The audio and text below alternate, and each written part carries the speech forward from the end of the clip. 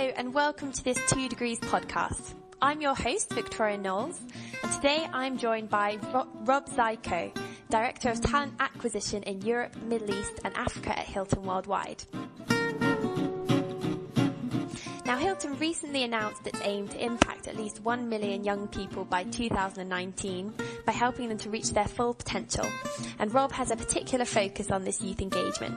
So thank you for joining us today, Rob. You're welcome. I'd just like to kick off by asking why youth is such an important demographic to invest in. I think the easiest way to answer that is if we look back at 2013, Hilton Worldwide published a white paper in conjunction with the International Youth Foundation that was called Creating Opportunities for Youth in Hospitality. And the research for that white paper found a few key facts that I think I would highlight. Firstly, that youth is the largest demographic in the world, and I think something like 1.2 billion young people globally. However, of those, about 74 million of them are currently unemployed or underemployed. And if we look across our global workforce, I think the percentage of young people is underutilised across our workforce as well. I think it also then showed that actually as an industry, the hospitality industry is in a pretty unique position that it can do something to kind of close some of those gaps and to provide some good pathways for economic opportunity and professional growth for these young people. And if you then add to that the sector is expected to generate something in the region of 73 million new jobs by 2022, there's some great opportunities there. And equally, it makes an important demographic for us because there's a risk for us there that there could be a labour shortage in the industry and that there isn't the right pipeline of talented young people coming forward. The research also then looked at, well, where were some of the barriers? And I think information barriers, the skills gap, and that's something that I think you hear from a lot of research across a lot of different countries. And a reasonably high turnover were kind of the three major challenges that the report highlighted. So kind of summing that up as to, why it's an important demographic for us, it's a workforce that we need, it's a workforce that I think needs those opportunities, and therefore we need to find some quite creative and innovative ways to continue to attract and prepare that next generation of workforce. Sure, and I know Hilton say that they want to help youth to reach their full potential. So what does this mean and how do you plan to measure it? I mean, does this tie in with how you want to engage this demographic? Yeah, I think when we talk about helping youth reach their full potential, I think it's quite important that we don't just look at that as saying finding them a job. I think there's lots of different approaches and lots of different engagements that we want to look at. And it's also not just about what are our future team members. I think, if you look at our industry, and I think it would be common across a lot of industries, these young people, if they're in good employment and have good career prospects and are reaching their full potential in whatever they choose to do, and that could be running their own businesses. It's not necessarily just working within a business, but they are also our potential guests and they're also our potential future suppliers as well. So that kind of combination of future team members, future guests, and future suppliers is an area where helping people to realise that potential to be, hopefully, one of those three. Yeah, absolutely. And the latest initiative, it helps young people in three ways, doesn't it? So it's not, as you say, it's not just about employability. So can you tell me what these are? Yeah, we talk about, as you rightly say, three ways. Connect, so connecting them to our world of travel, enabling them to experience new cultures, helping contribute to the improvement of sustainability within the industry, preparing them, so that's looking at preparing them for success in the world of work, giving them some of those work and life skills that will enable them to do that and again, reach their potential. Looking beyond supporting kind of their basic needs and more around how we can develop their life and professional skills. And that can be through mentoring, it can be whether that's informal or formal apprenticeships, just career awareness, careers advice, all of those kind of activities. And the final one of the three is probably the easier one, or the more traditional one in terms of employing them, obviously within our businesses, but also working with our supply chains to encourage them to employ young people as well. Yeah. You have several programs around social value, especially in addressing youth issues, and these are kind of brought together by the latest pledge. So can you explain what each aim to achieve? So you've got the Bright Blue Futures, for example. Yeah, I mean, we have a lot of programs, and I think, as I mentioned, it's what we're looking at is not a one-size-fits-all engagement approach. So we have lots of different approaches, all aimed at doing slightly different things. Bright Blue Futures is indeed one of them. That's a program that's led by our flagship brand, Hilton Hotels and Resorts.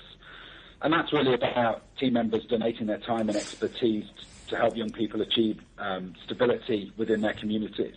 And that's a common theme I think you'll find in a lot of our programs. It's about working within the communities in which we operate, because for us to be a successful business and for us to provide our guests with the level of service that we're looking for, it needs to be successful within those communities. Yeah, absolutely. So in your previous programs, what results have you achieved so far?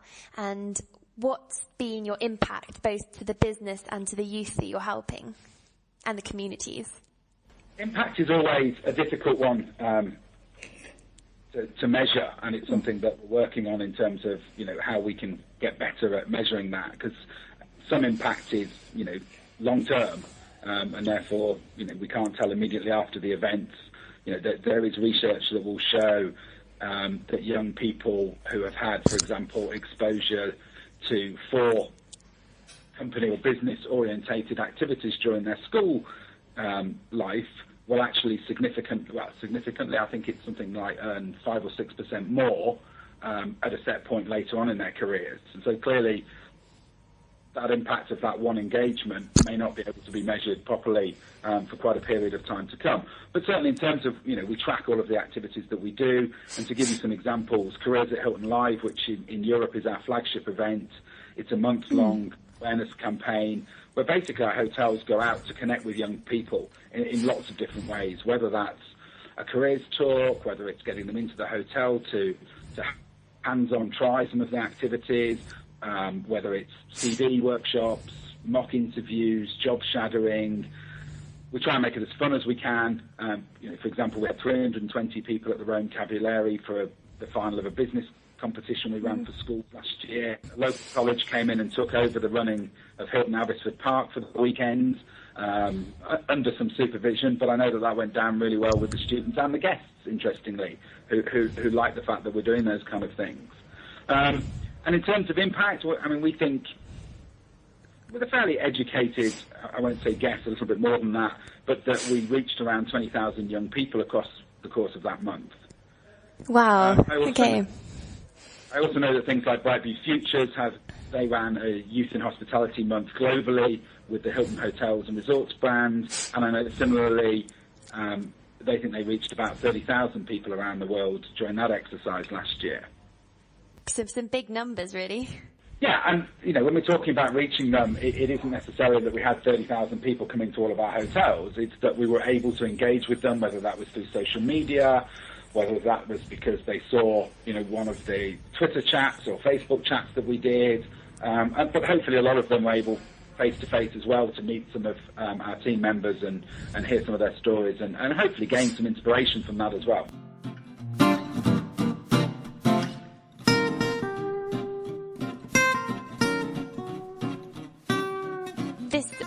This measurement is obviously in the early days, but do you think there are some key business benefits from the outset about implementing social value? I do, yes, and I think it goes even a little bit further than that, and I would say that the two are probably intractably linked. I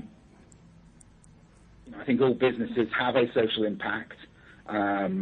We have a global corporate responsibility strategy to help drive that, but I think it kind of goes beyond corporate responsibility, and it's very much being a key business imperative. The two are kind of completely linked, and it's about creating that impact and that value that is sustainable within the communities in which we operate. Do you think there's room for collaboration in social value, or the future of social value between businesses? Absolutely. Both as a business within Hilton Worldwide, but I think personally I'm very much a believer that collaboration, particularly when it comes to young people, is absolutely key. I mean, I mentioned previously that, we look at engagement with young people about being our future team members, yes, but even if they go and join another company within hospitality, they may be our future team members in years to come. Absolutely, our future guests, and that's clearly crucial as well. And equally, they may work in our supply chain. Now, in all of those areas, it's about, I think, giving young people some of the choice. And the best way to do that, I think, is with a lot of cross-sector or cross-business work. So certainly we're engaged in a number of different initiatives and projects to work with other businesses so that we're presenting young people with choice or choices. There is advice from business. It's not just around that particular business. It's about a wide range of businesses to hope to inspire them to what they can achieve, back to that reaching their full potential. And it may sound like a very silly example, but if I talk about my local barber in Liverpool, who she's, I think, 21, 22. She's did a hairdressing apprenticeship, but she set up her own business now, and she went on holiday, nothing to do with doing it through me, but she went on holiday to one of our hotels, a DoubleTree in the USA, and somebody with a completely different route, but has got that drive and ambition, but where it's of benefit to us in, if we were talking that person about how they could set up their own business as much as it is about coming to work for us, because she's now a guest of ours and thoroughly enjoyed the experience at the DoubleTree, I should say, as well. Yeah, as you say, it goes beyond being just employed by the company. It's about connecting people with ambitions that link to Hilton. Yes, but I would take it a little bit wider than that and say it's about ambitions and giving them the ambitions that they can achieve, what they want to achieve, or realistically what they want to achieve, because we stand to benefit as a business somewhere along that journey at some point. Yes, we need to recruit the number of people that we need to recruit, and we've got some great and exciting career options for young people to do that. But if I was to say, would those suit absolutely every young person? Clearly, I think it's a great company to work for, and I think they're great opportunities. But there'll be some people that perhaps it isn't quite right for. But that doesn't mean that we're not interested in helping those people, because going back to my point, they may work in somewhere that impacts us in a supply chain. They may just come up with something innovative in, some of the sustainability work that we use as one of their products as a later point, or one of their initiatives. And back to that point, hopefully if they're successful, and whether it's a holiday or on business, they're coming and staying in our hotels. So, it kind of works across the whole area, and I wouldn't say it has to be directly linked to Hilton. What do you think is the future of social value? I think the importance can only increase. I think, is it something new? No, I think businesses have been doing it, for a long time. As I mentioned before, I think all businesses have a social impact and therefore a social value. I think the future is probably more around making sure that it happens less by chance and more by design, and that it's a strategic approach, a more planned approach in terms of how that works. That's probably the journey that I would say we're on, and probably a number of other businesses as well. Well, thank you, Rob, for speaking with us today. I really enjoyed it. It's a pleasure. Thank you.